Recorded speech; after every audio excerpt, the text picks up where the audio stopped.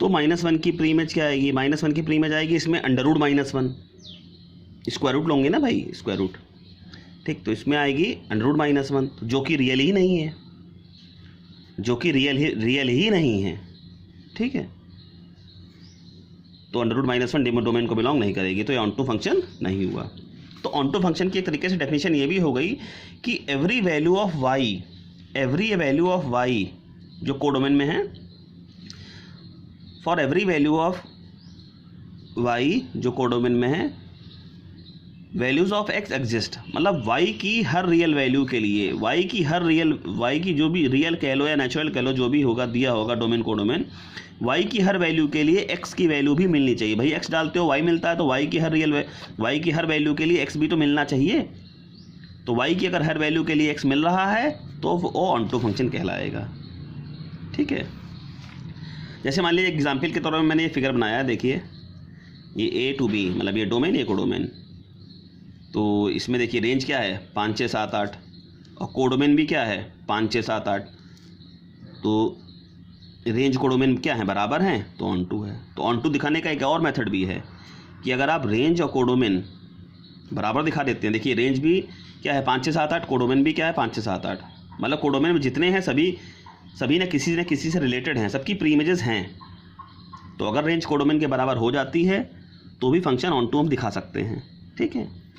जैसे यही सवाल देख लीजिए, इसमें आपसे रेंज कहेंगे बताओ तो आप कहेंगे 2 3 7, मैं कहूँगा कोडोमेन बताओ तो आप कहेंगे 2 3 7 8, ठीक। देखिए क्योंकि 8 की प्री इमेज इसमें नहीं मिल रही है, नहीं दिखाई गई है।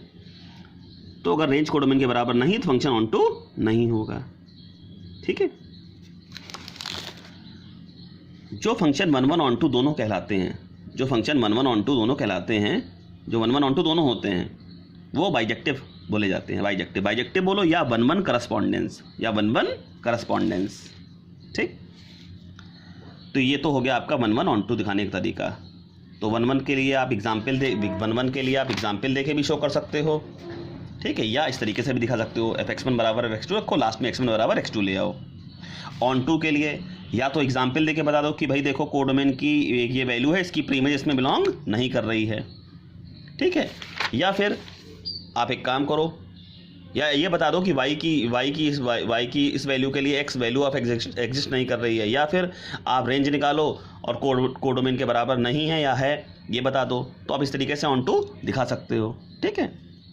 चलिए अब हम एक्सरसाइज में आएंगे। एक्सरसाइज में क्वेश्चन नंबर 1 है, ये जैसे लिखा हुआ है, पहला सवाल है A में है एलिमेंट 1 2, B में है 3 6, फंक्शन A to B।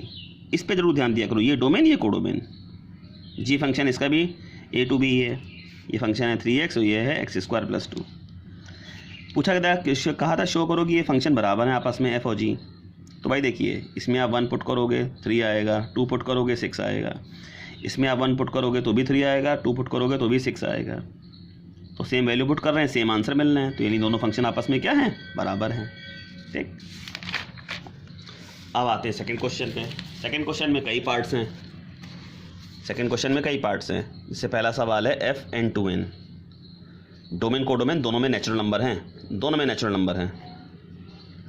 तो आप 1 डालेंगे 1 मिलेगा, 2 डालेंगे 4 मिलेगा, 3 डालेंगे 9 मिलेगा, ठीक है। तो आप देखेंगे every element of domain have unique image in codomain. कोई भी नेचुरल वैल्यू डालोगे यूनिक इमेज ही आएगी, ठीक, सेम इमेज तो ही ना मिलेगी। तो ये 1 1 फंक्शन कहलाया, ठीक। तो एग्जाम्पल देके शो कर दिया। अच्छा मान लो उस तरीके से दिखाना चाहो fx1 बराबर f(x2) से, तो हमने मान लिया x1 x2 दो नंबर्स हैं जो नेचुरल इसके डोमेन को बिलोंग करते हैं। तो fx1 बराबर f(x2), मान लीजिए इमेजेस सेम है x1 x2 पे, यानी x1² बराबर x2², फिर इसको इधर ले आए, x1² - x2² बराबर 0, इसके फैक्टर की x1 + x2, x1 - x2। Since चूँकि x नेचुरल नंबर को बिलोंग कर रहा है तो x1 + x2 तो कभी 0 हो नहीं सकता, क्योंकि दोनों ही नेचुरल नंबर हैं। तो नेचुरल नंबर्स का सम कभी 0 नहीं होता भाई, x1 + x2 है ना, तो ये भी नेचुरल, तो उनका सम कहाँ से 0 आ जाएगा।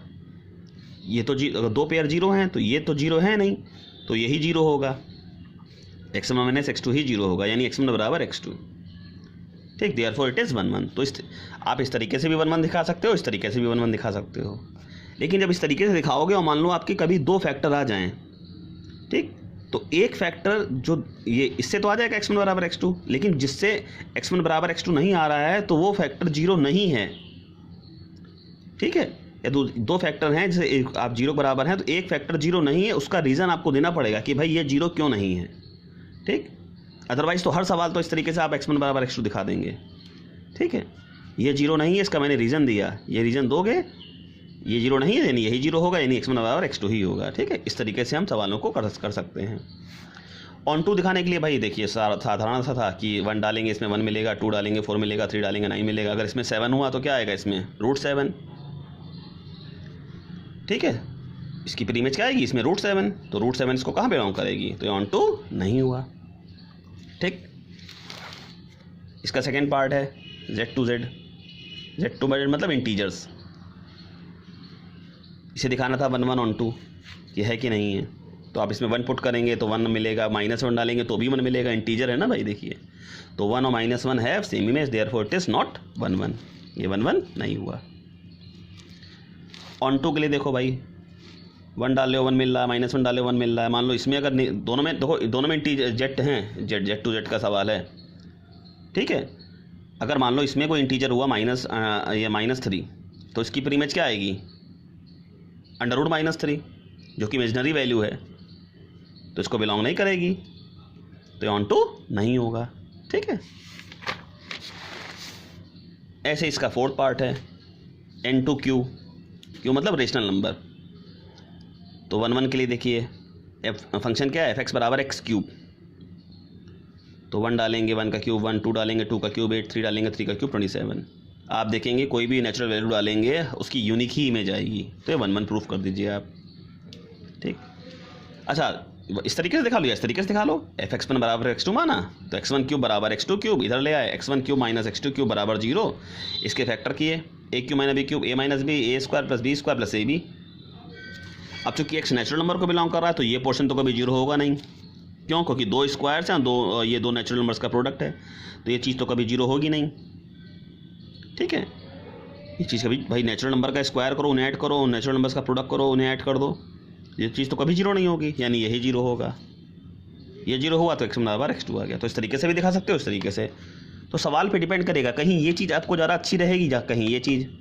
जहाँ आप एग्जाम्पल देने में कठिनाई हो, जैसे यही सवाल बना दें 2x³ + 3 + 7x² जोड़ दें इसमें खूब सारा, तो उसमें एग्जाम्पल देने में दिक्कत आ जाएगी तुम्हें। ठीक है, तो जहाँ पे एग्जाम्पल देने में आसानी हो वहाँ इस तरीके से 1 1 दिखा लो, और जहाँ एग्जाम्पल देने में आसानी ना हो तो आप इस मेथड से दिखा सकते हो। ठीक है, ऑन टू के लिए देखो भाई 1 डालोगे 1 मिलेगा, 1 का क्यूब 2 डालेंगे तो 8 आएगा, 3 डालेंगे 27 आएगा, जो वैल्यू है उसका क्यूब होके आ रहा है। और प्री इमेज कैसे निकलेगी, क्यूब रूट लेके, भाई 8 का क्यूब रूट 2, 27 का क्यूब रूट 3। तो मान लो अगर इसमें 5 हुआ, 5 इसको बिलोंग करेगा ना क्यू को, तो इसकी प्री इमेज क्या आएगी, क्यूबिक रूट ऑफ 5। तो क्यूबिक रूट ऑफ 5 नेचुरल तो ही ना है, जो कि डोमेन को बिलोंग नहीं करेगी, तो ये ऑन टू नहीं होगा। ठीक है, अब हम थर्ड क्वेश्चन पे आएंगे। अच्छा, इसमें भाई बहुत सारे पार्ट है सेकंड क्वेश्चन में, तो 3 पार्ट कर दिए, बाकी पार्ट अपने आप करिए, जो पार्ट ना है वो मैसेज कर दीजिएगा। ठीक है,